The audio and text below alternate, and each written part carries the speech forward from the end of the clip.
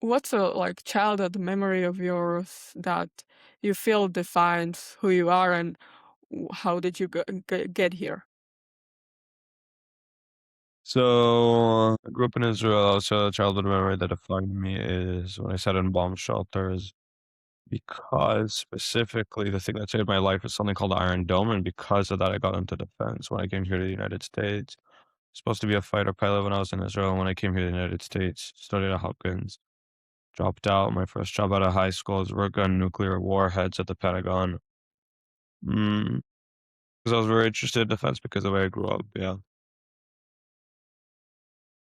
Interesting, to that, just to kind of get into how did you got it. I think you worked in NASA. You were recruited by the Pentagon, Department of Defense, CIA. How did you even like get to those opportunities and kind of even like your way? How did you get? Why did you kind of got from Israel to America? Why was it? Like, what's the story behind it? So moving from Israel to America wasn't a big deal. Like in the way it wasn't like some creative motivation or something. We just wanted to get away from bureaucracy as a family. We came to the United States when I was around 17, like 4 years ago. To find more opportunities. When I came here to the US, I was instantly infiltrated with a high level of ambition, moving to a new place and a competitive nature of the United States. And I just took every opportunity I had. The specific way I got into the Pentagon was I did research at my university in an extremely specific field of simulation work. And then I was involved in everything at my university. I had like 5 different internships. I had a leadership position in 20 different clubs. I did research, everything you could imagine to get involved in university. And because of that, I was um, on the dean's, yeah, I guess, board, which would meet once a month with a bunch of other big high industry people that obviously tried to help the university, um, especially the engineering part. So I would meet there people at NASA, people at the DoD, people at Raytheon, all kinds of different types of people. And one of the people there was a lady that referred straight to the Secretary of Defense, and she heard me speak once at one of the events, and we connected, and she connected me to the Department of Defense, to the Pentagon. Um, and the simulation research that I was doing at the university at the time was very similar to what a specific team I was working on the nuclear bombs was doing. So interesting, actually. How was it? You seem like you did like an extreme amount of work for that. And what would you like say? It was just a pure obsession. It was, the ambition. You had some, like in today's age, are like very popular. All of those focus productivity routines. Like, how was it for you? Was it just pure grind? I guess pure grind can come from a lot of different places, right? And mine came from a couple of experiences I had. It came from a combination of anger. It came from a combination of wanting to get out of the situation that I was in before.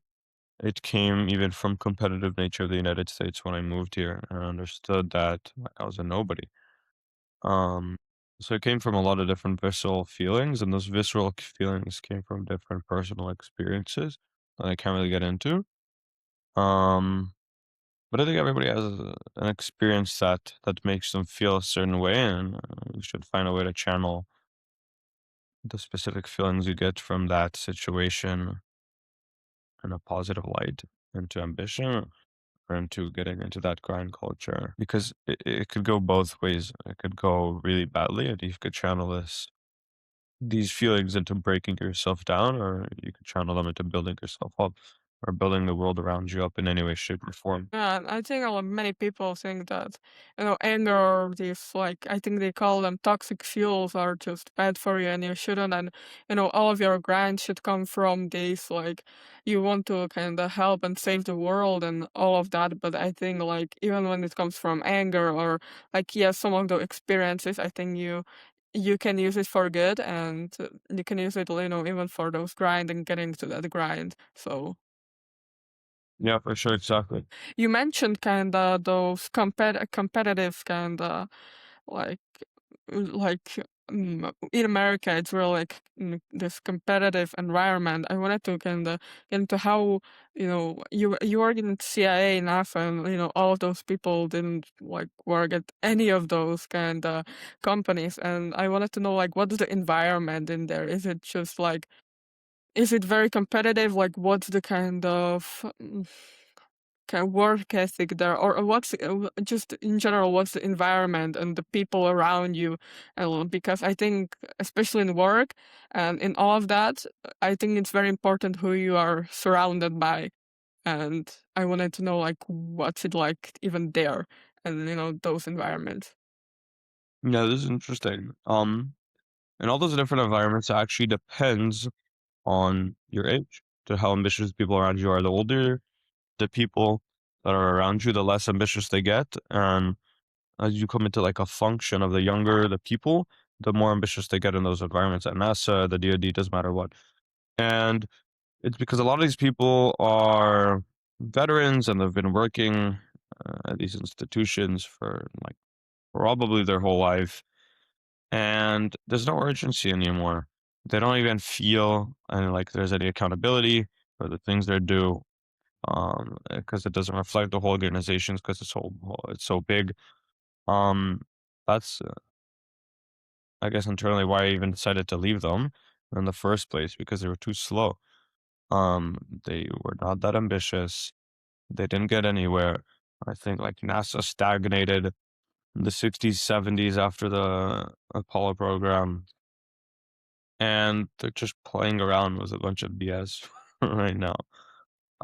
Like yeah, the Artemis 2 program was super cool, but there was so much other stuff that they were just doing that really didn't help the Artemis 2 program. Like in my opinion, you could cut the deploy load of the money going into this program by probably like 75%, and you could still get the Artemis rocket out there because there's so much stuff going on that had nothing to do with the Artemis program that was technically under it and technically got funded. But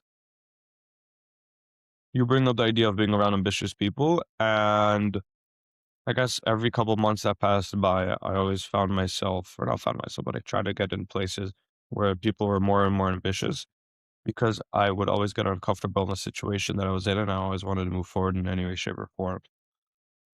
And a lot of the people that I was with at the beginning when I moved to the United States annoyed me. I didn't want to be near these people. I didn't want to become these people when I went to university and I looked at the seniors over there. I thought to myself, I don't want to be one of these people in 4 years. Like I met every single senior. I said, I don't want my life to look like this in 4 years. Same in high school, same in any situation I was in the past since I moved to the United States. Before that, I didn't really care. Um, so I always strived to get into a better position. I think it is important the rooms of people you're in because whenever I was in a specific room of people from, I guess I'd put them in a specific level of materialistic success and the definition of success of the general consensus of humankind on whatever success is. I always was like one of the lower ends of the rope in the room, and it always started off like that, but I always climbed almost to the top of almost every single room of the and when I say room, I just mean the people I surrounded myself in. So I think it is important to be around super ambitious people. I think it's very important to start off to always be around people that are better than you in some way, shape, or form that you want to improve in, and then you just try to outcompete them and you try to win them. Interesting. Okay. And when you were kind of in those companies, when and it depended on your age. Do you think that they kind of, when you kind of work there, they treated you differently on your kind of ideas or something, like depending on your age, or they were all just like don't care, or you're one of us, or something like that? Yeah, good question. Every situation was different. Let's say, for example, the DoD wouldn't really let us do anything without a billion other people's approval. And NASA, on the other hand, actually gave me full authority to work on a specific project, do whatever I wanted under a certain umbrella. And then when I did research on satellites at the CIA, I was working on a couple different projects. And yeah, at the end of the day, like your age is gonna make you seem like you don't know what you're talking about. And I completely and utterly agree with that. Like these institutions have been built for close to 100 years, and people just coming in right now with new fresh ideas could break stuff down and could do dumb shit. Like I have some stories about younger people that work at these organizations that ruin some stuff, right? So yeah, you have to sit in your place sometime and you have to learn from the people that are older than you that have been there longer. And you have to take in that ego of yourself, like, oh, I work here, maybe I'm better than kids, like success wise, whatever your definition of success, but I'm better than the kids that I was with in my high school, or oh, I'm better than the kids that are with me in the dorm right now because I work here. But it, you shouldn't compare yourself to, I guess, people who already surpassed or people that are under you in any way, shape, or form. You should always try to be the least interesting person in the room and take out your ego and try to learn everything from the people that are better than you in the room. Take the most amount of feedback as possible, especially when you're young, because ego doesn't really matter when you're young. Um, I think when you really want to get, I guess, to the next level in life, at least for me, this is what I experience, and want to get out of your comfort zone, you have to let your ego down a bit and learn from some new experiences. Yeah. Yeah, of course. Like if you can, you can share if you some of those stories that maybe when younger people ruined some things, in the all of those big companies. And yeah, it's like only like how much you can share. I think that those like stories, I'm pretty interested. Yeah, I can share one that I've heard. So one of the stories was from my manager at NASA, and when he was younger, he also started working at NASA from an extremely young age. And one of the other, I guess, new grads that was working with him at the time, around the same age, was around the time when they were creating the ISS, the International Space Station, and they were choosing like the countries to come and to get involved with this because we had Russia in it. We had the European countries all collaborating on creating the International Space Station. And this one kid, without even telling NASA, decided to start communicating with the Brazilian embassy and was telling them like, "Oh yeah, I could get you guys part of the ISS. I got you guys." And Brazil, like the Brazilian embassy, got very excited. They're like, "Okay, we're going to be part of the International Space Station. Obviously, this is a very big deal. We're working side by side with the United States. We're going to be one of the most technologically advanced countries." Blah blah blah. And then Brazil, I don't know which part of the government of Brazil, but some type of government institution in Brazil decided to fly him out to Brazil. He went there for like a weekend, talked with some very high up people in the government over there. He like got everything straight with them. And then Brazil was fully thinking like, okay, we're gonna get ready. We're gonna be part of the International Space Station. Flew back to the United States, to Kennedy Space Center, and went to his boss and said, "Oh yeah, I got Brazil to be part of the International Space Station." And his boss was like, "What the fuck are you talking about?" And they figured out that he did all of this without telling anybody. And then obviously they fired him, and obviously had to go to Brazil and tell them, "Hey, we're very sorry, but this guy did not have approval to do this. You guys cannot be part of the ISS." And it was a big deal at the time. I don't know if they sued him or something, but they definitely fired him, and it's a good story to tell. New people coming into these organizations that maybe sometimes not have too much of a high ego, because a high ego, in my opinion, like going through life with high ego is important, but there gets a level they have to find a balance where it doesn't destroy you in some way. But yeah, that's one story. That's wow, that's a really good one. And do you think that's because all of those kind of NASA and all of those are like institutions are kind of, as you said, stagnating because they are kind of scared of the change and of something went wrong because they were building this for such a long time and they are kind of checking everything for the thousandth time and going very slow, so they make sure they don't do anything that could ruin them. They don't take big risks. Yeah. So the government right now, especially after all the wars it faced, is very risk diverse, like risk averse. So they don't want to get into anything risky technological wise. If you look at the advancement of the atom world and now the digital world, like not bits, but I'm talking about atoms, about bombs, about how fast planes go. Um, it didn't advance that much since the 60s, 90s.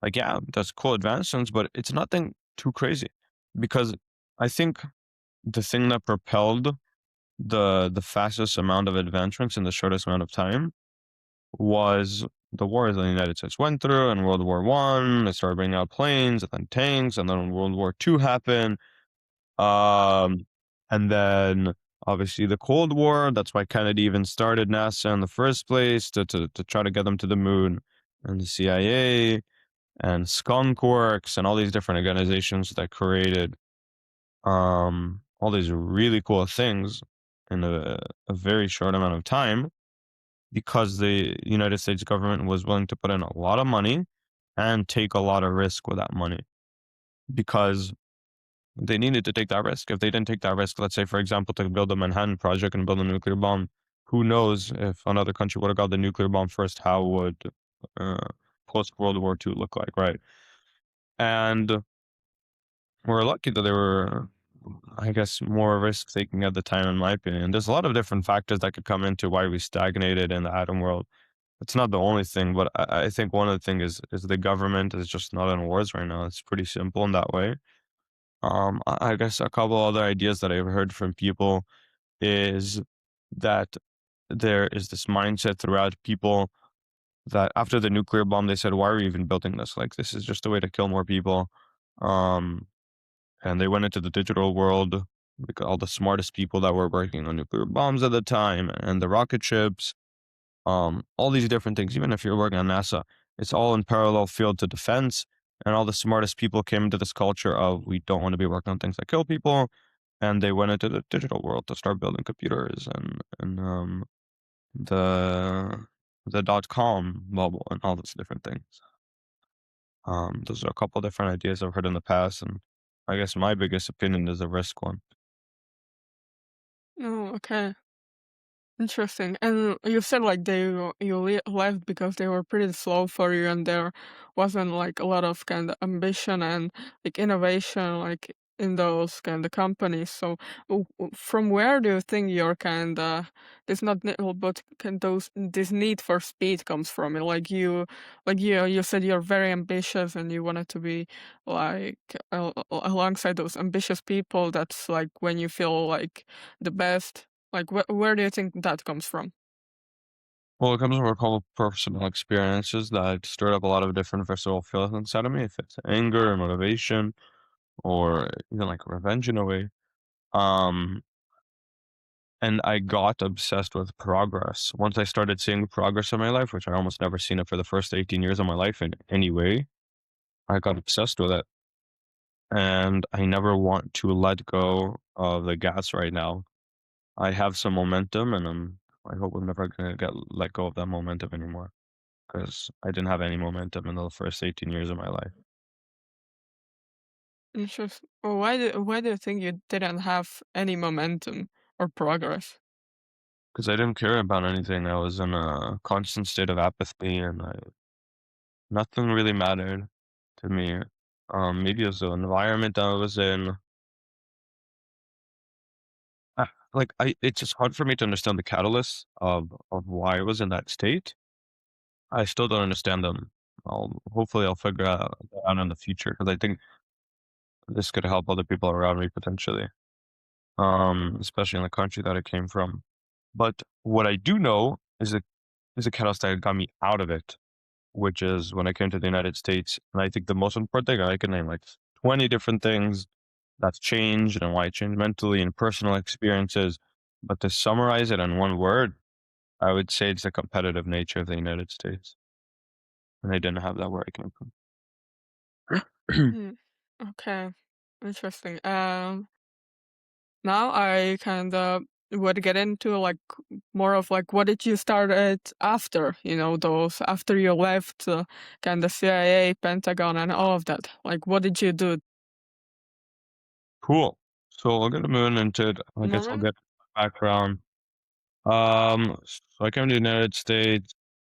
Started out, kind of dropped out, got recruited by NASA to work on astronaut suits, then started working at the Pentagon and Department of Defense on nuclear warheads. Started working on satellites for the CIA after, had a big paradigm shift in life. Went into startups, started two health tech startups.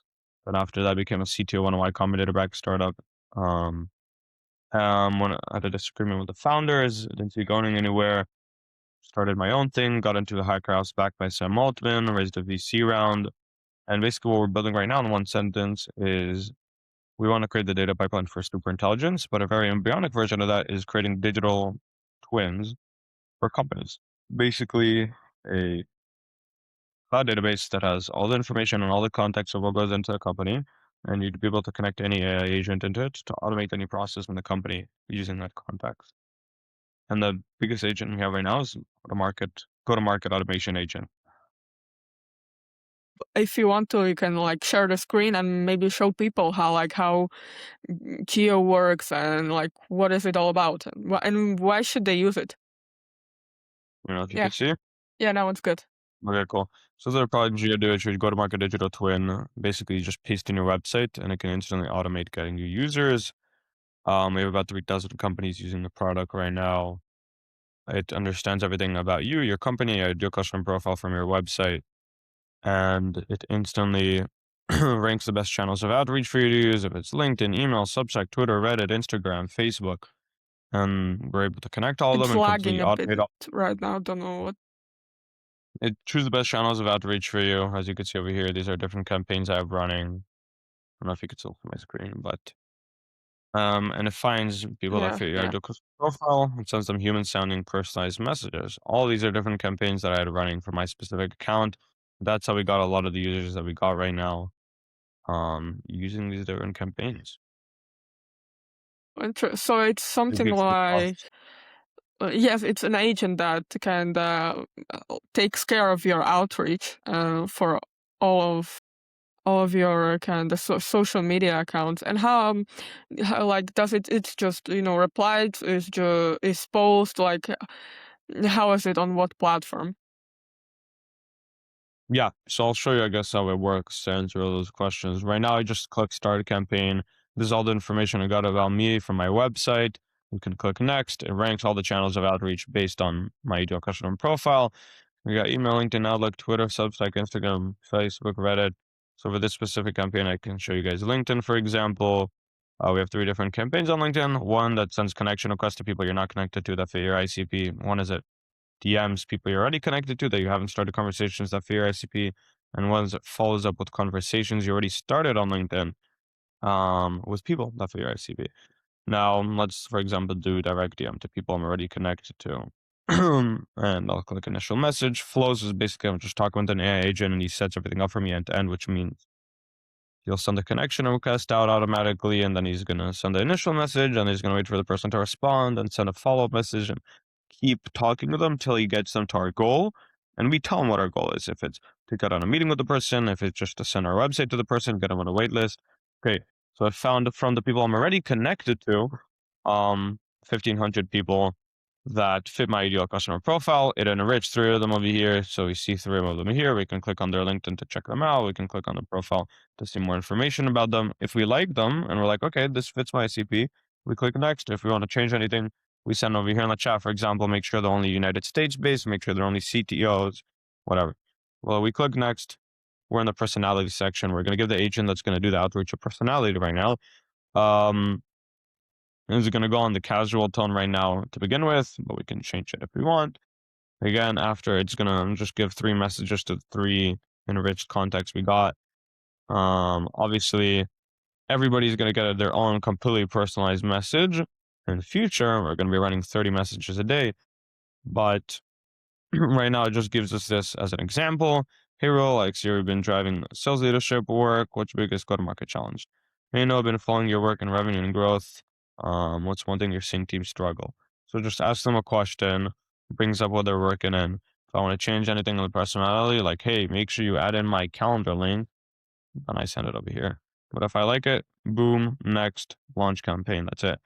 These are the recommended amount of days of the week to send, how much messages to send in a day, and what times of the day to send out. And you could just launch it, or you can change it in whatever shape or form you want. Pretty simple. So now that I showed you through every process, it'll probably take you 60 seconds to go through a campaign, start campaign. So you click email, click new outreach, next, you go to the contacts page, wait for the contacts, see if you like them, click next, personality, click next, launch. That's it. Super simple. Any questions? And would love to hear any feedback you have. It's pretty with that, like with the campaigns, like I see like right now it's mostly writing. Like are we like in the future will you be getting into maybe even scripts for videos or like something like of that, of like even scripts, videos, and say like more into that space? Yeah, so right now, because we have the channels of outreach of Reddit, Instagram, even LinkedIn, where we can post on Facebook and Substack, we can post on all of these. It's not like only sending messages to people, right? And right now, like even Twitter, obviously, we can post on these platforms. On Reddit, you could or post or comment under posts your ideal customer profile is interacting with to sell your product. But we're currently working on a way to like create AI videos or AI pictures and post captions with them on Twitter or Reddit to get more views for the posts that you're going to be sending out. But right now, it's a lot of outbound and a smaller bit inbound. Like you still have inbound from X, Substack, Instagram, Reddit, Facebook, but most of our users, like the biggest standard deviation of them, uses it for outbound, especially LinkedIn. That's our strongest suit, in my opinion. Oh. And was something like, did like any of your clients, or was there like a situation where like some like account got banned because message you were sending too much messages and they were sounding AI or something of that nature? Yeah, that's a really good question. That's a question a lot of our customers ask us. That's never happened to any of our 3,000 users. We have secure messaging in place to make sure that doesn't happen. All the software we use to connect to LinkedIn or to connect to email have been used by millions of others of people. And that's why Geo gives you the recommendation of how much messages to send. If you go by the amount of messages we recommend to send, it's probably close to impossible. They're going to be flagged for spam or banned from any of these platforms. We've never seen that from any of our users, and we tested this out tremendously. I wanted to get into like a little bit more how did the kind of Geo like started and where is it going? Like, what's your vision for this, or like for Geo and all of it? Yeah. So right now, I talked a bit about our long-term vision, which is to create digital twins for companies, but a very short-term embryonic vision is go-to-market automation. And in my opinion, everybody's using Cloud Code right now for development. Every single company uses Cloud Code or Cursor to basically automate all of coding right now. I know like 95% of code that goes into every single Y Combinator company is obviously not human anymore. It's an AI agent, mostly Cloud Code and or Codex. And we did see one tool like that you just communicate with it in natural language and it does stuff for you for getting users. So we created it. Right now, that's why we have the Geo MCP. You can copy it, put it into any AI agent you want, and just communicate with them in natural language to automate getting users. You would be able to tell it, for example, hey, start a campaign on LinkedIn. and start sending out 20 messages a day to people like stuff in my ICP. Boom, does it in one sentence. Hey, you're connected to my email. Go find people that fit my ICP and send them messages. Boom, does it. Or hey, go to my agent mail and follow up with all the past conversations I had, at least 100 messages ago that might have went somewhere. And then it knows how to rank it, if it's like important enough to follow up with, and if it is, follows up with them. Reads the conversation, follows up with a way that sounds human, is personalized to the conversation. Can do any of these things with our MCP right now. No other tool on the market does this, and that's what users love.